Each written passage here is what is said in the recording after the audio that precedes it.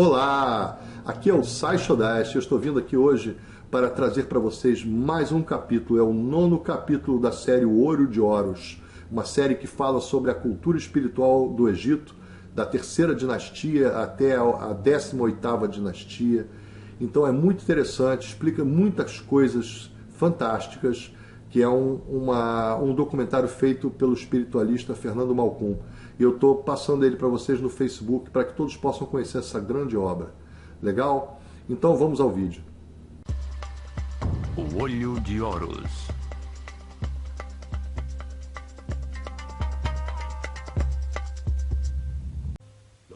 Os egípcios entendiam que a realidade era manifesta por um único Deus através de suas forças criadoras fundamentais, as divindades a que chamavam de Néters. O mundo físico era dirigido pelo faraó, que representava o nível de consciência alcançada pelo homem durante o seu reinado. O faraó era a encarnação do Ka real, um único espírito que evoluía reencarnando de faraó em faraó. Isto o transformava numa divindade intermediária entre o homem e Deus, encarregado de conservar e aperfeiçoar a ordem no mundo físico egípcio. Seu universo espiritual era guiado pelo Hierofante, sumo sacerdote da escola de mistérios do Olho de Horus, primeiro servo de Deus, Hen-Neter-Tepi, o grande vidente. Seu símbolo era uma serpente com 2 pernas e o disco solar na cabeça, a imagem da eternidade, da sabedoria e da regeneração física. A organização sacerdotal sob seus cuidados se dividia em 3 grupos. O primeiro se encarregava do conhecimento verificado e era dirigido pelo mais sábio dos sacerdotes. O segundo se encarregava da arte e dos rituais, e o terceiro era encarregado da administração dos templos. Os sacerdotes do conhecimento eram os pedagogos incumbidos de preparar os herdeiros de sua casta. Eles transmitiam as verdades herdadas desde as origens da escola de mistérios na desaparecida civilização Atlante, verdades já comprovadas sobre o funcionamento do universo. O conhecimento no mundo egípcio era transmitido com exclusividade aos iniciados da escola, que demonstravam com provas e atitudes perante a vida que podiam receber sabedoria e não fazer mau uso da mesma. A revelação é o verbo. Eram chamados de Rihabet, ou sacerdotes do conhecimento. Eles ensinavam a linguagem simbólica, a escrita, as matemáticas, a astronomia e o controle das forças fundamentais. A este grupo pertenciam os Kabirim, os medidores do céu, que registravam em todos os templos a abóbada celeste, fixando pelas estrelas o momento exato dos rituais diários, das festas anuais e da mudança que anunciava o fim de uma era e o começo de outra. O segundo grupo se encarregava da produção de obras de arte, do desenho arquitetônico e da construção dos templos, da direção das oficinas onde os iniciados, ajudados pelos artesãos do povo, fundiam as esculturas simbólicas. Estes sacerdotes criadores desenhavam e supervisionavam as inscrições nos muros dos templos. Eles ensinavam a trabalhar a arte com a sabedoria do amor, a desfrutar do ofício, a dar sempre o seu melhor. Desenhavam os símbolos, ferramenta fundamental dos rituais, os objetos e as figuras simbólicas. E depois determinavam o que se devia fazer regularmente com eles nos momentos cósmicos, tais como os solstícios e os equinócios. Estabeleciam os rituais, o que deveria ser entendido através das sensações em um percurso espacial, sem intervenção da razão, e também as ações necessárias para criar a segurança no povo e gerar uma energia especial nos participantes. O ritual induzia os sacerdotes da escola de mistérios do Olho de Horus a ter autoridade perante o povo, utilizando o controle da intuição, da percepção do ser humano, independente de seu preparo ou nível de consciência.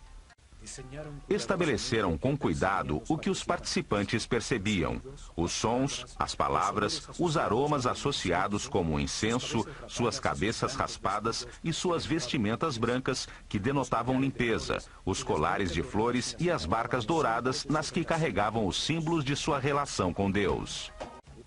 Usavam o ritual para transmitir ao povo a hierarquia e a ordem da sociedade que organizaram, utilizando ferramentas singelas, tais como a riqueza das vestimentas, sua visualização, a arrumação ou a quantidade dos participantes.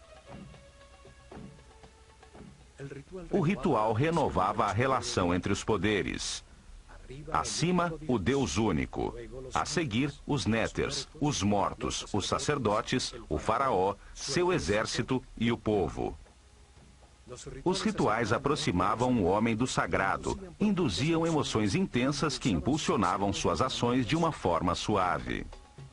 O terceiro grupo administrava o cotidiano dos templos. Organizava os cultivos, a recepção dos víveres, a preparação das refeições, a limpeza dos recintos, formando uma sociedade comunitária. Usava em sua base um grupo de sacerdotes temporários chamados de Wab, os puros, homens do povo que durante um mês por ano serviam nos templos, executando as tarefas diárias inferiores para depois retornar às suas atividades habituais. Alguns viviam no campo, cultivando os terrenos cedidos pelo templo em volta dos seus muros externos. Chegavam ao amanhecer para realizar os rituais de purificação para entrar no templo e continuar com suas atividades diárias. Outros viviam na aldeia próxima ao templo e trabalhavam o restante do tempo na administração estatal.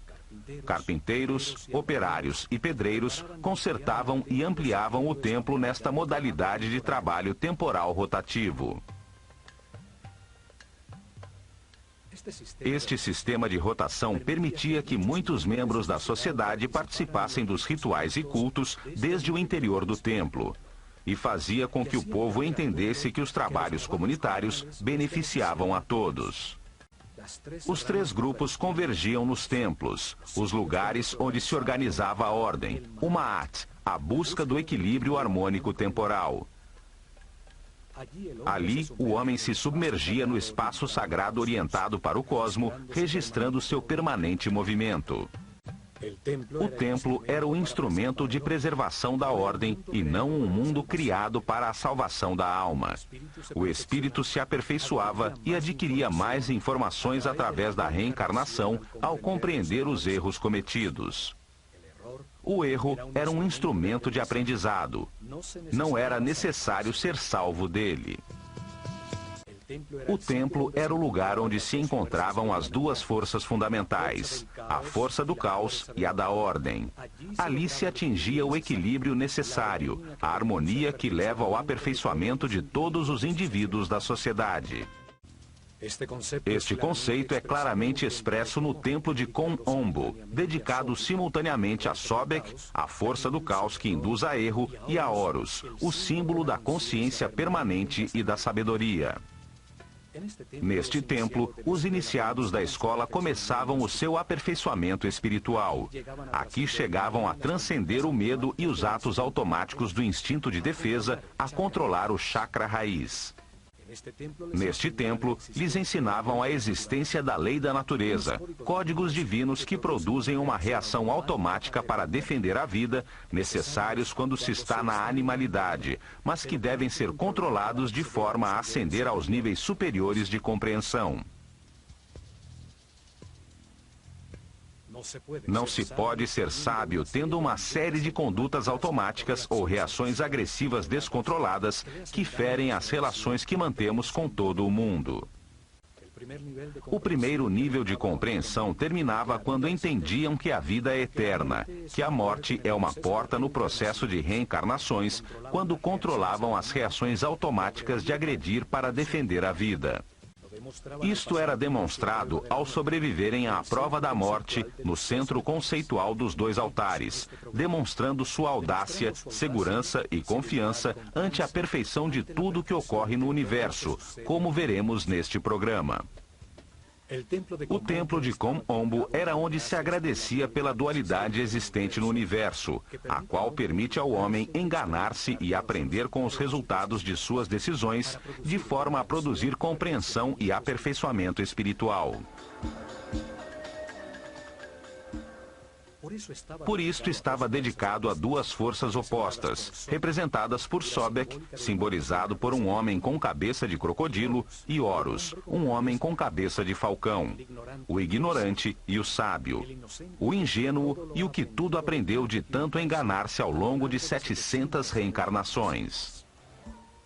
Situado às margens do Nilo, a 48 quilômetros ao sul do templo de Edfu, a aproximadamente 25 graus de latitude norte e aos 34 graus de longitude leste, encontram-se as ruínas do templo ptolemaico de Kom-Ombo, chamado antigamente Pa-Sobek, o domínio de Sobek, força simbólica representada por um crocodilo. Neste lugar não existe um grande complexo como em Edfu ou em Dendera. O templo era protegido por muros elevadíssimos e o povoado estava em volta de um forte do exército imperial, onde os elefantes africanos eram treinados para a guerra. Ali, desde tempos muito remotos, ao lado do desaparecido forte, existiu um templo dedicado a honrar a polaridade, a dualidade de tudo neste mundo. Durante as dinastias ptolemaicas, o templo foi reconstruído e são suas ruínas as que chegaram até os nossos dias. Kom-Ombo estava voltado para os 43 graus e meio sudeste, em direção à estrela Alfa do Centauro, uma estrela do hemisfério sul que anunciava o surgir do Sol no equinócio de outono. O templo, dividido ao meio, é dedicado por igual a Sobek e a Horus, os dois extremos do caminho do aperfeiçoamento. Sobek, o começo do caminho, a ignorância e a animalidade. Horus, o fim do mesmo, a consciência permanente e o fim do ciclo de reencarnações. À frente, havia um pátio aberto formado pelas ruínas de 16 colunas de um corredor coberto. Até aqui, o povo podia entrar. Uma marca nas colunas dava autorização, o símbolo da ave sobre a semicircunferência em honra ao faraó. Ao fundo vê-se uma das torres que ainda restam do muro externo. Talhados em seus muros, vemos as duas figuras simbólicas frente a frente e o faraó Ptolomeu V que ordenou a reconstrução do templo.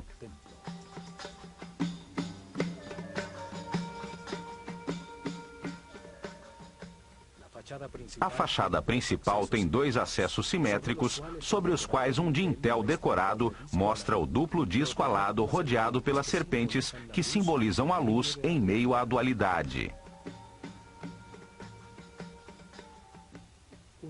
Um muro a meia altura, como os existentes em Edfu e em Dendera, une 4 altas colunas. Uma quinta coluna divide as duas portas. O píluno fechava o pátio descoberto e permitia aos visitantes vislumbrar a fachada interna a partir das portas simétricas.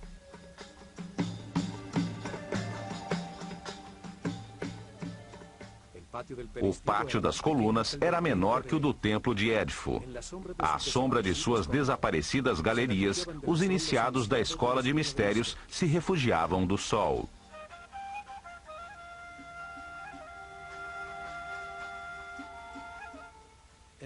Do lado direito do templo estão as ruínas do que foi uma pequena capela dedicada a Hathor. Em seu interior se conservam os restos mumificados de alguns dos crocodilos que eram mantidos em um labirinto de túneis inundados sob o templo.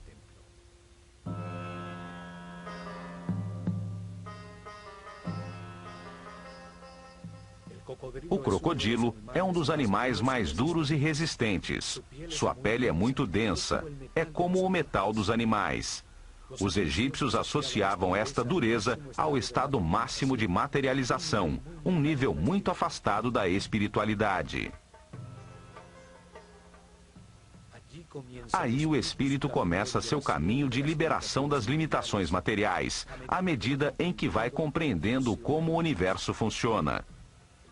O crocodilo simboliza a vida quando sai das águas da inconsciência. Sai para buscar o ar, que representa a consciência. Os egípcios acreditavam que na primeira respiração, o espírito entra no corpo em que se encarnou. A comprida coluna vertebral do crocodilo é um símbolo do eixo da vida em todo ser vivo. Até mesmo a esfera do planeta tem sua coluna vertebral sobre seu eixo de rotação.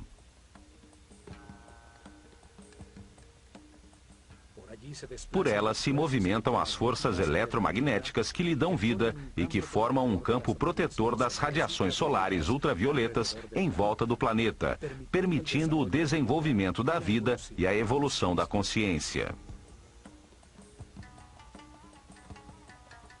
Sobek, o crocodilo, e Tuaret, a hipopótama, representavam nos mapas celestiais as estrelas circumpolares que, situadas sobre o eixo de giro do planeta, brilham fixas por milhares de noites sobre os polos.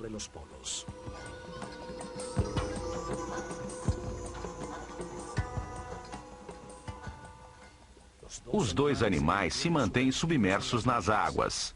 Reinam na escuridão, subindo ocasionalmente à superfície em busca de ar para respirar.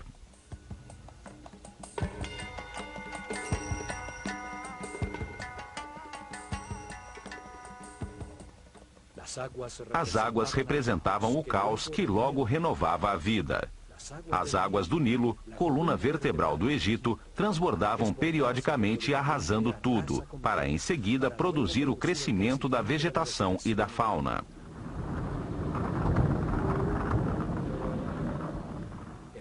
O caos desarruma as partes, permitindo que logo se organizem pelas harmonias ou afinidades entre elas, que as unem momentaneamente. Desordem, caos, ordem, harmonia, ritmos que se alternam. Esta força da natureza que desorganiza para renovar a vida era reconhecida com o nome de Sobek, o homem com cabeça de crocodilo.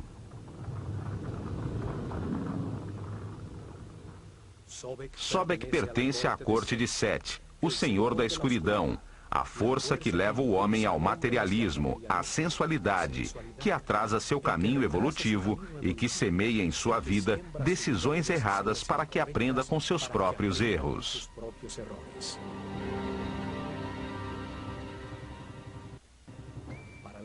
Para os egípcios, estas forças não eram boas nem más, eram neutras.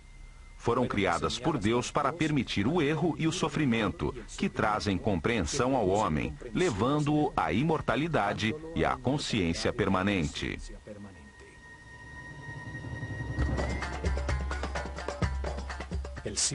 O templo está simetricamente dividido. O lado direito, a leste, é dedicado a Sobek. O lado esquerdo, a oeste, a Horus. O princípio e o fim do caminho evolutivo da consciência.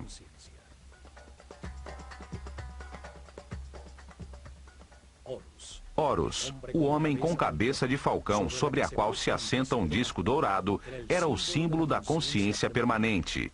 Representa um homem que aprendeu tudo nesta escala da realidade. Um ser imortal ascendido nas hierarquias do universo.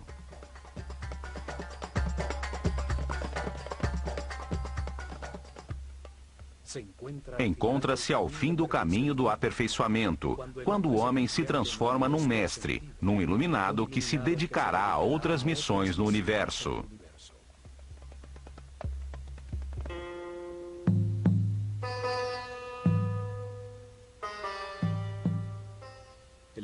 O faraó Ptolomeu VI iniciou a reconstrução do antiquíssimo templo e sua decoração interna foi concluída sob Ptolomeu XII, quando a civilização egípcia estava desaparecendo.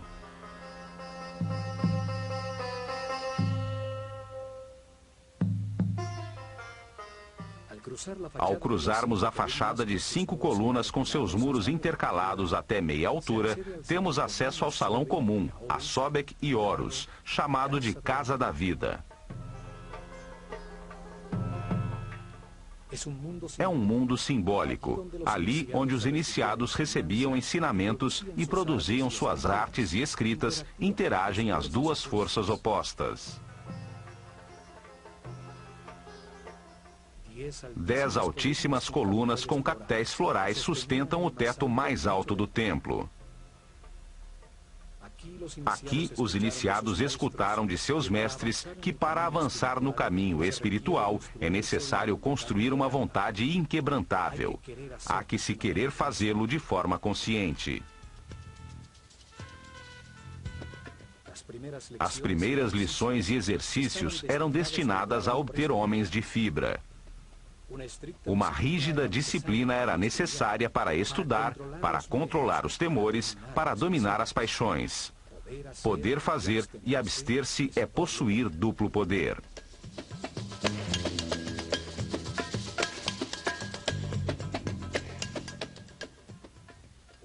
Um compromisso além da morte era estabelecido para manter-se uma total discrição e um silêncio absoluto sobre as verdades reveladas.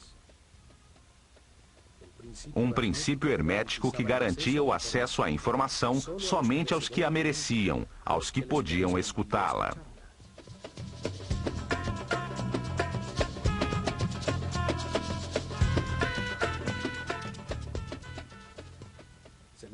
Era-lhes revelado que quando ainda não existem a consciência e o livre-arbítrio, são necessários os instintos, as condutas e reações automáticas.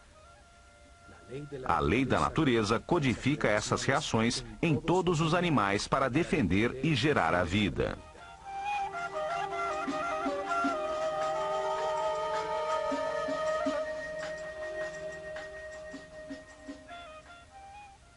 Mas quando se nasce como um ser humano e se quer abandonar a animalidade original, é necessário ter controle e consciência. Ceder às forças da natureza é apenas seguir a corrente coletiva. Só se obtém o conhecimento e evolução de forma individual.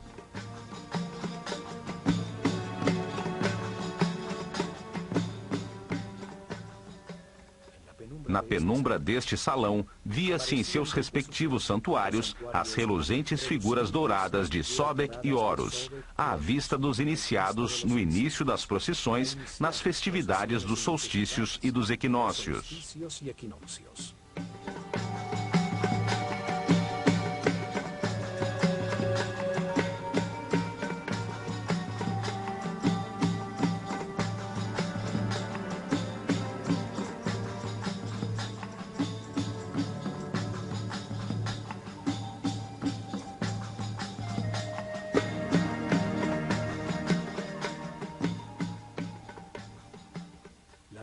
A decoração dos seus muros é cerimonial.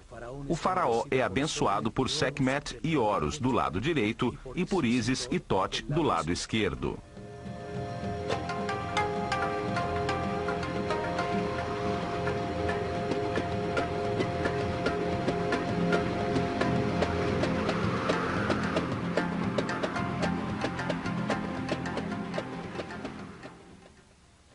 Outro mural semelhante existe do lado de Sobek, ressaltando a igualdade das divindades sem importar suas condições polares, se são boas ou más, se há luz ou escuridão.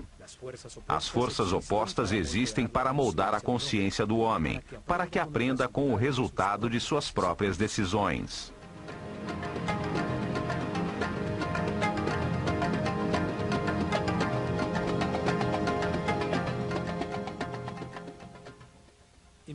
Logo a seguir, chega-se a um espaço transversal onde se encontram o Salão das Purificações e o Salão de Recepção das Oferendas do lado de Horus.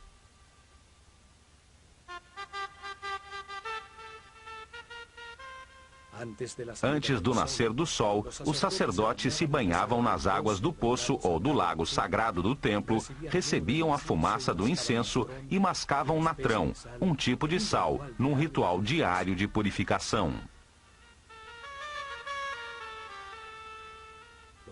Os banhos purificadores se repetiam ao meio-dia e à noite. Todos eram circuncidados, um hábito logo adotado pelos judeus. Vestiam-se sempre de linho branco. Não lhes era permitido usar vestimentas que contivessem peles ou partes de animais mortos, como o couro e a lã. A única exceção era a pele de leopardo sobre os ombros, usada pelos altos sacerdotes, os Sem. Usavam o cabelo trançado de um lado da cabeça como uma marca de sua condição.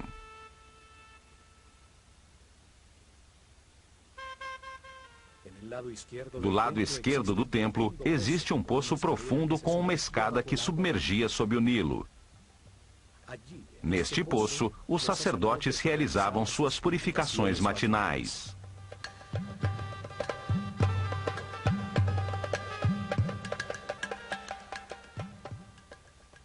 Uma abertura superior permitia que a água enchesse um pequeno aqueduto, que mantinha cheia uma piscina não muito profunda do lado esquerdo do templo, onde ficavam os crocodilos dedicados a Sobek.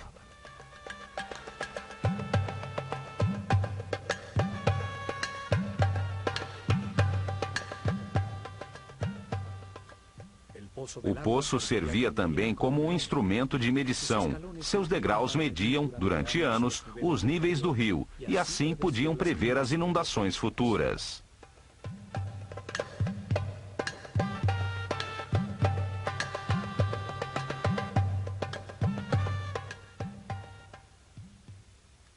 Nos muros de Kom Ombo ficaram registradas as festividades anuais que se realizavam em todos os templos do Egito.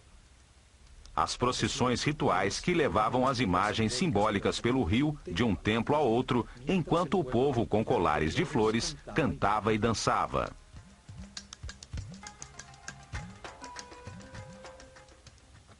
Em seguida, encontramos o corredor das escadas que conduziam ao terraço do templo, num esquema semelhante ao dos templos de Edfu e Dendera. Uma escada em caracol de um lado e a escada reta rente ao muro do outro.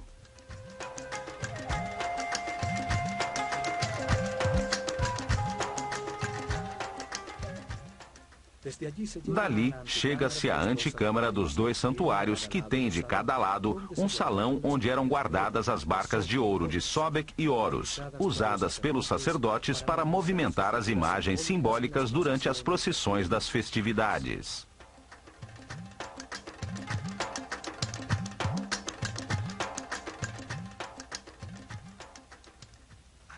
Aqui existe um mural em baixo relevo, onde aparecem Ptolomeu e sua esposa Cleópatra, na presença de Horus e Sobek.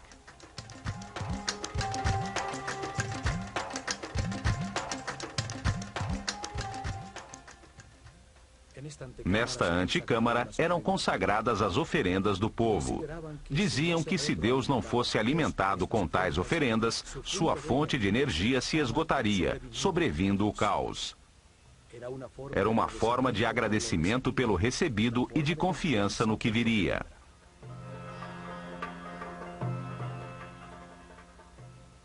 Chegavam diariamente ao templo pão, cerveja, frutas, vegetais, mel, azeite, perfumes, velas, sal, natrão e tecidos de linho, que eram recebidos pelos sacerdotes no salão das oferendas, e a seguir colocavam na antecâmara como uma forma de agradecer a Deus por sua abundância.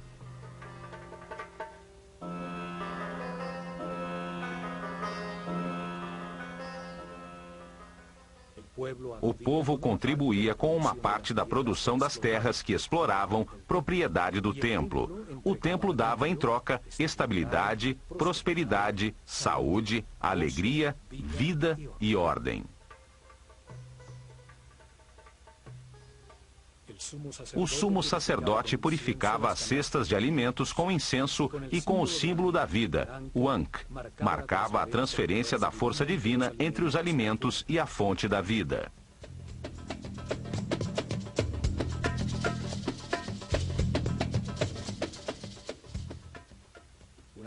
Depois de consagradas, as cestas com os alimentos eram levadas ao exterior da Casa da Vida, ao pátio das galerias, onde era distribuída entre os moradores do complexo religioso. Finalmente, no interior do templo, chega-se aos dois santuários, onde se encontravam os tronos com as imagens que simbolizavam os dois extremos do caminho do aperfeiçoamento.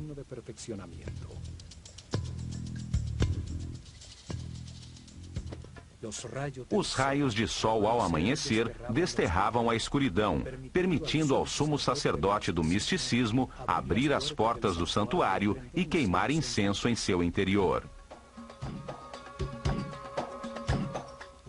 Rompia os lacres de óleo das portas do naus, fazendo surgir o símbolo divino, para agachar-se ante ele e beijar o chão que o sustentava.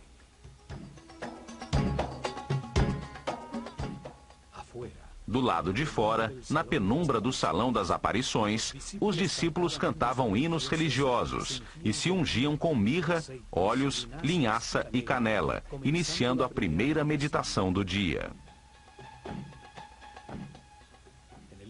No interior do templo, os assistentes do sumo sacerdote arrumavam a areia do chão, varrendo as marcas dos pés, fechando atrás de si as portas que desde o salão das escadas levavam à antecâmara até a manhã seguinte.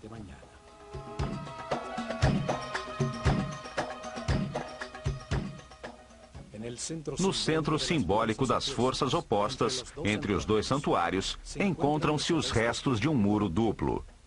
Em seu interior ficava um espaço secreto. Do lado direito deste espaço secreto encontrava-se o Santuário da Luz e do lado esquerdo o da Escuridão.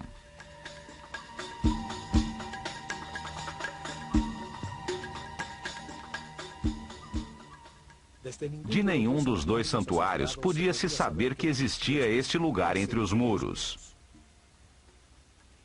Neste espaço, que era mantido cheio de água até o topo e com acesso no terraço do templo, era onde os iniciados tinham que passar pela prova da morte. Durante meses, os iniciados recebiam instruções sobre os 4 medos básicos: o medo de perder, o medo de enfrentar, o medo do abandono e o medo da morte.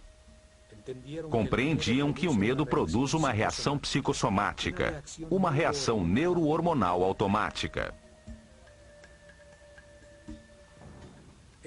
Esta reação se manifesta em uma tensão, em aumento da frequência cardíaca e da respiração. A razão fica bloqueada e surge uma vontade de agredir ou de fugir. Todas elas reações automáticas fora de controle que produzem uma perda da paz interior e da energia vital.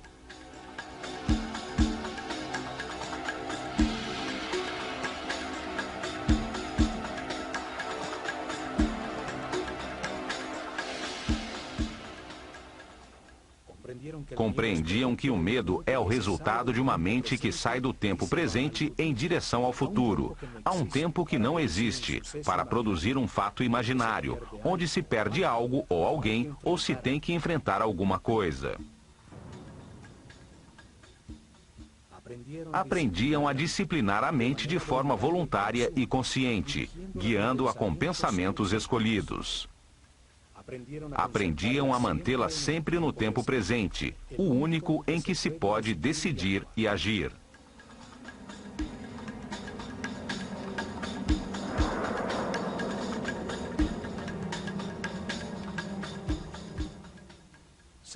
Treinavam para manter pensamentos de satisfação.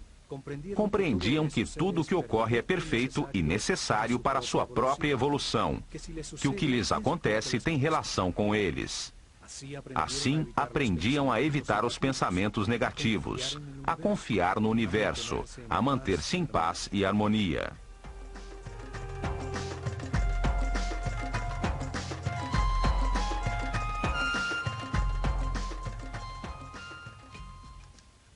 Até que os mestres determinavam que era hora de comprovar o aprendido durante meses. Realizava-se então uma cerimônia individual em um salão descoberto no terraço do templo, frente a um retângulo de água escura no chão.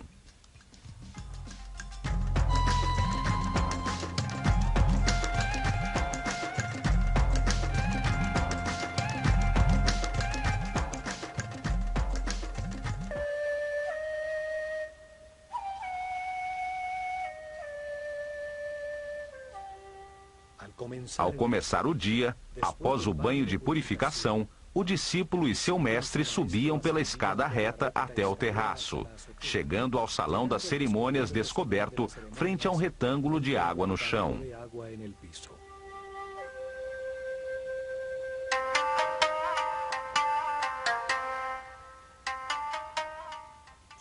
Seu treinamento o havia preparado para ser cuidadoso e consciente em todas as situações desconhecidas, condição necessária para mergulhar no labirinto do canal cheio de água e encontrar uma saída sem que se afogasse.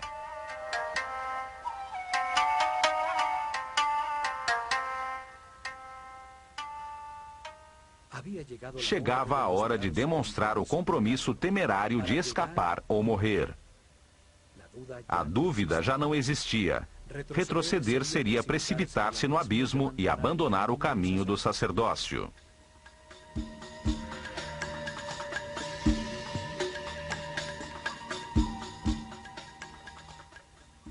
Com uma tomada de ar, o símbolo do espírito e da consciência mergulhava numa espécie de túnel vertical com reentrâncias, como num labirinto que afunilavam a passagem.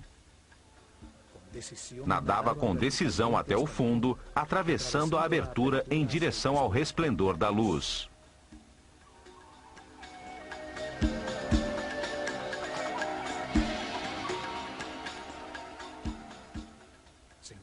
Via-se então num tanque estreito, onde se avistava a silhueta recortada de um enorme crocodilo contra a luz do sol. Podemos imaginar o medo que pode ser produzido e o controle que se tem que ter sobre a mente para permanecer calmo e examinar em volta.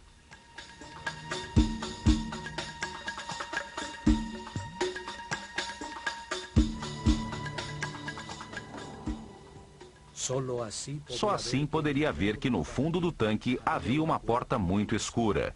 Convencido de que era mais prudente evitar os crocodilos, mergulharia com força no estreito túnel. Muitas braçadas e, enquanto o tempo parecia eterno, chegaria a um tubo vertical, onde lá em cima também brilhava o sol. Já mais tranquilo, chegava à superfície, tendo passado na prova com sucesso.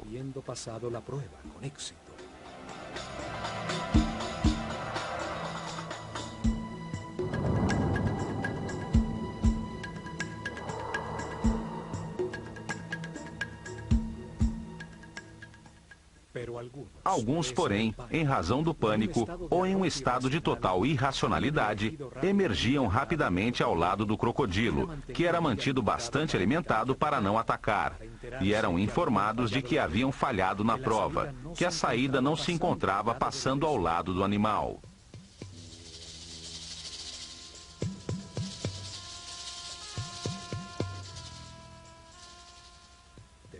Deveriam submeter-se a mais tempo de meditação e treinamento, a exercícios respiratórios, para voltar a enfrentar a cerimônia, sabendo desta vez que do outro lado haveria um crocodilo esperando.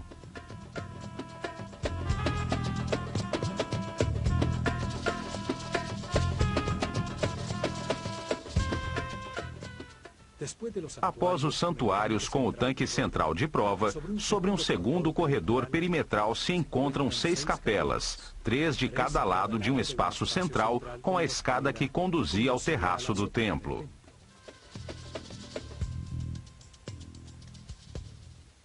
Em seus muros existem belíssimas figuras das divindades e do faraó, que sempre representa toda a humanidade.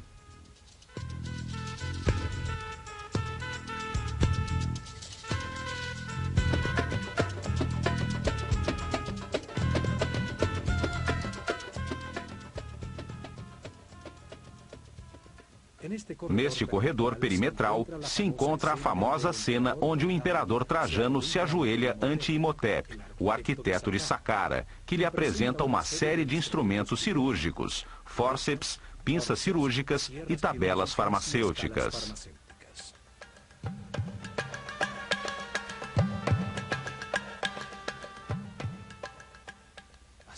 Os doentes vinham até aqui em busca de ajuda e tratamento para os seus males. Muitas das figuras talhadas apresentam uma amostra da sua crença, pois o roçar de milhares de mãos sobre as formas sagradas desgastaram a pedra.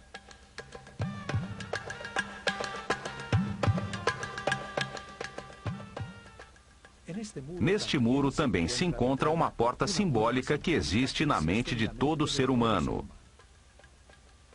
Ela se comunica de um ponto central, neutro na dualidade, com as dimensões superiores. O mesmo caminho que o iniciado utilizou entre os dois santuários para avançar ao nível seguinte de seu treinamento.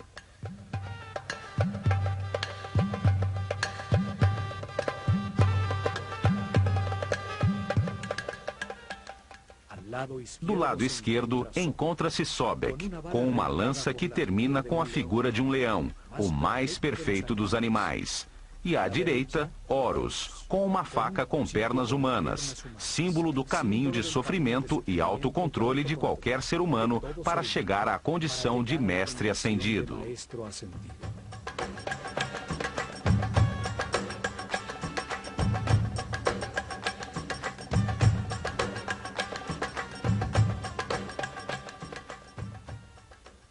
Entre os dois, um cântico de louvor, coroado por Ma'at, símbolo da ordem e do equilíbrio entre as duas forças opostas, o materialismo sensual de Sobek e a espiritualidade consciente de Horus.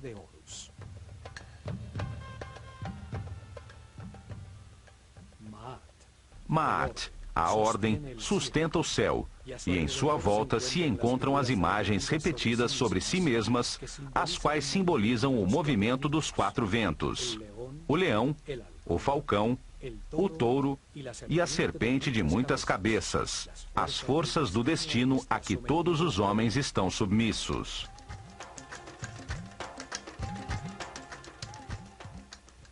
Curiosamente, estes mesmos símbolos foram usados posteriormente pelos cristãos para representar os quatro evangelistas.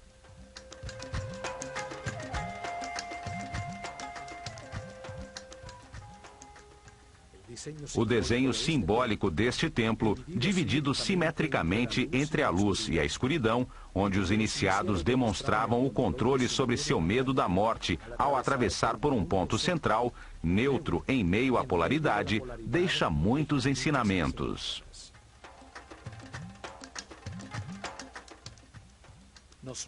Mostra-nos que a realidade é o produto de nossos pensamentos, que o controle consciente dos instintos automáticos e a permanência no presente são a porta de entrada para os níveis de maior harmonia, paz e felicidade.